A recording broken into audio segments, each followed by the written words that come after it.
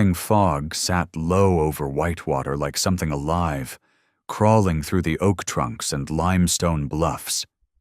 And I remember thinking it felt wrong even before I stepped out of my truck and shouldered my .22, because the air was too still for late October, and the woods were too quiet for squirrel season. No chatter, no rustling, just that heavy silence pressing against my ears, as if the land itself was holding its breath.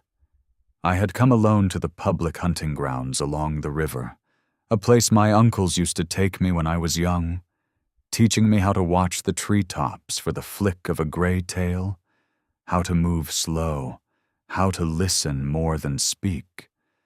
But they also warned me never to stay past dusk near the old ravines where the limestone caves cut deep into the bluff, because some places remember things that people try to forget. I laughed at those warnings when I was younger. That morning, I wasn't laughing. I walked past the wooden sign at the trailhead, boots crunching frost-stiff leaves, breath curling white in front of me. And as I entered the timber, the fog swallowed the truck behind me until it felt like I had stepped into a world with no road, no exit, just trees rising like dark pillars around me. I told myself I was here for squirrels, nothing more. The season was good, and I needed meat for stew. My wife had teased me the night before, saying I always came home with stories instead of game, and I promised her this time I would bring back something real. I followed a narrow deer trail down toward a stand of hickories, perfect feeding ground, and finally I heard it, the faint scratching above. I stopped, leaned against a tree, and waited. A gray squirrel darted along a branch 30 yards out, tail twitching. I raised my rifle slowly, breath steady, finger tightening, and just before I squeezed the trigger, the squirrel froze and stared past me, not at me but behind me, its body going rigid as if it sensed a predator. Then it bolted, vanishing into the fog. I lowered the rifle and turned around. Nothing. Just trees and mist. Still, the feeling crawled up my spine like cold fingers. I moved deeper into the timber, telling myself it was just the quiet playing tricks on me. The forest floor dipped toward a narrow ravine, and the fog pooled thicker there, swirling low like smoke from an unseen fire. That was when I found the feathers. They were scattered in a rough circle beneath a twisted oak. Black feathers, glossy, too many for just one bird, pressed into the damp leaves as if arranged deliberately. In the center lay a small pile of charred sticks and ash, recent enough that when I crouched I could smell the faint bitterness of burned herbs. Someone had been there at night. Someone had made a fire where fires weren't allowed. I stood quickly, heart thudding. My grandfather used to tell stories of wandering spirits drawn to offerings left in the woods, of rituals done in secret when people felt desperate or angry or lost. I tried to shake the thought away. This was public land. Kids messed around out here all the time. Still, I didn't like it. I backed away from the circle and nearly tripped over something half buried in leaves, a length of red cloth tied around a small bundle of sticks. I didn't touch it. I didn't want to know what was inside. A branch snapped uphill behind me. I spun, raising the rifle instinctively. "Hello?" My voice sounded too loud in the fog. No answer.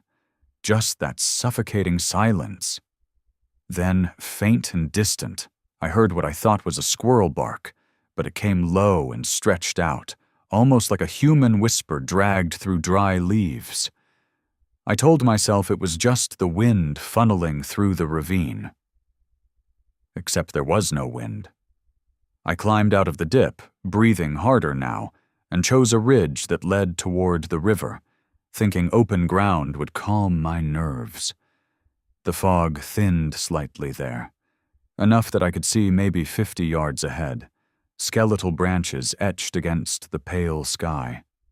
I finally spotted another squirrel, this one bold, hopping along the ground near a fallen log. I steadied myself against a tree, exhaled, and fired. The crack of the rifle shattered the quiet, echoing off the bluffs. The squirrel dropped. Relief washed over me, something normal, something real. I approached the fallen animal, kneeling to pick it up, and that's when I noticed the blood wasn't spreading like it should. It seemed too dark, too thick, almost black against the leaves. And the squirrel's eyes. Its eyes were still open, fixed on something over my shoulder, just like the first one had been. A gust of cold air brushed the back of my neck, so cold it burned. Slowly, I stood. The fog behind me had thickened again, rolling uphill against the natural slope as if defying gravity. Within it, shapes shifted. At first I thought they were tree trunks, but they moved, elongating, bending at wrong angles, silhouettes that didn't match anything natural. I blinked hard, heart hammering. When my vision cleared, the shapes were gone. I told myself it was adrenaline, isolation, imagination fed by old stories. I slung the squirrel onto my game strap and started back toward the truck, but the woods no longer looked familiar. The ridge seemed longer, the ravine deeper, the trees closer together. I checked my phone for direction. No signal. Of course. I'd been here dozens of times. I knew this land. Yet every turn felt wrong. I walked faster, leaves crunching underfoot, and then I heard it clearly this time. Footsteps matching mine, a few paces behind, stopping when I stopped, starting when I started. I spun around again. "Who's there?" My voice cracked. Nothing answered. Just fog. I raised the rifle, aiming into emptiness. The silence pressed in until my ears rang. Then, from somewhere to my left came a soft humming. Not an animal, not wind. A human voice, low and rhythmic, carrying a melody that felt older than the trees themselves. My stomach dropped. I knew that sound from childhood ceremonies, from nights when elders burned offerings and called to things unseen. But this was wrong. No one should have been out here chanting alone. The humming grew louder, circling me, though I couldn't see its source. My breath quickened, panic creeping in. "Stop!" I shouted, though I didn't know who I was speaking to. The humming stopped instantly. The sudden silence felt worse. I began to run. Branches clawed at my jacket as I pushed through undergrowth, not caring about noise anymore. I just wanted the parking lot, the road, anything man-made. As I ran, the forest seemed to stretch endlessly, the fog thickening until I could barely see my own hands. I stumbled downhill unexpectedly and crashed to my knees at the edge of the river. The water flowed dark and slow, mist curling off its surface. I didn't remember heading this direction. The truck was nowhere near the river. My pulse pounded in my ears. I turned back toward the woods and saw figures standing between the trees, tall, thin, indistinct, their outlines wavering like smoke. They did not move, but I felt their attention, heavy and deliberate. The humming returned, softer now, almost tender. My legs refused to move. The squirrel on my strap began to drip that thick black blood onto my boots, each drop sounding too loud against the stones. One of the figures lifted an arm, or what looked like an arm, and pointed toward the water. The gesture was slow, unnatural. A memory surfaced uninvited, my uncle warning me that some spirits wander the riverbanks, looking for warmth to crawl inside. My vision blurred at the edges. The air grew colder, pressing against my chest until breathing felt like swallowing ice.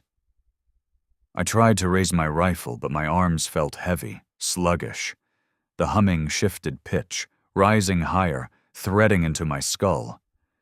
I felt something brush my back, not outside but inside, like fingers sliding along my spine beneath my skin.